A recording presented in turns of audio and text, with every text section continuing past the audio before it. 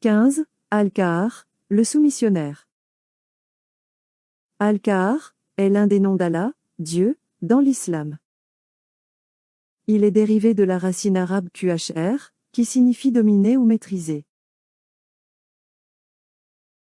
Al-Qahar signifie le contrôleur et le dominateur ultime, mettant l'accent sur le pouvoir, l'autorité et la capacité d'Allah à conquérir tout et tout le monde. Cela reflète le concept de la souveraineté d'Allah et de sa suprématie sur toute la création.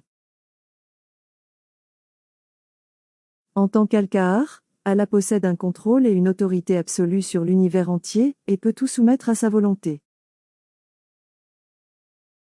Cet attribut souligne l'idée que personne ni rien ne peut résister ou défier l'autorité d'Allah. Cela met en évidence sa capacité à vaincre les oppresseurs, à supprimer la tyrannie, et à établir la justice. Les musulmans invoquent souvent ce nom d'Allah pour rechercher sa protection, ses conseils et son soutien en période de lutte ou face à des situations difficiles. Reconnaître Allah comme Al-Qahar aide les croyants à lui faire confiance et à reconnaître sa domination sur toute chose. Dans le Coran, Allah est appelé Al-Qahar dans divers versets. Par exemple, dans la sourate Youssouf, chapitre 12, verset 39, le prophète Youssouf, Joseph, fait appel à Allah en tant qu'Al-Qahar lorsqu'il demande la liberté d'être emprisonné.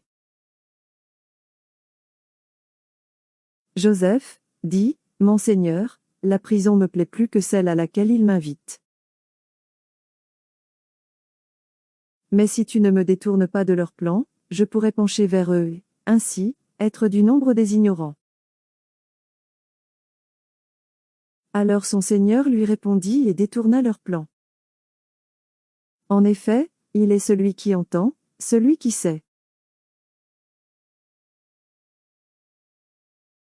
Le tafsir de ce verset explique que le prophète Youssouf a cherché refuge dans la tribu d'Allah d'Al-Qahar, reconnaissant que seul Allah a le contrôle sur les actions et les plans des gens.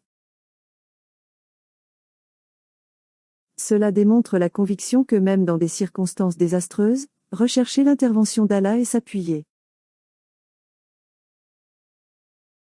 sur sa puissance peut conduire à des résultats favorables et à une protection contre le mal.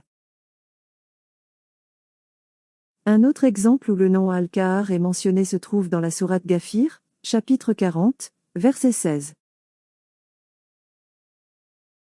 Dans ce verset, l'incrédulité et l'arrogance de Pharaon sont mises en évidence, et Allah mentionne Al-Qahar avec d'autres attributs.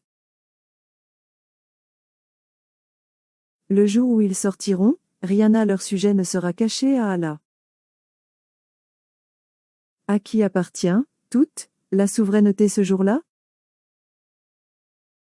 À Allah, l'unique, le prédominant. Ce jour-là, chaque âme sera récompensée pour ce qu'elle a gagné, pas d'injustice aujourd'hui. Certes, Allah est prompt à rendre compte. Ici, à travers l'utilisation d'Al-Qahar, il est souligné que le jour du jugement, la domination d'Allah sera incontestable et que tous les individus seront tenus responsables de leurs actes. Cet attribut renforce le concept de justice divine et le triomphe ultime de la justice sur l'injustice.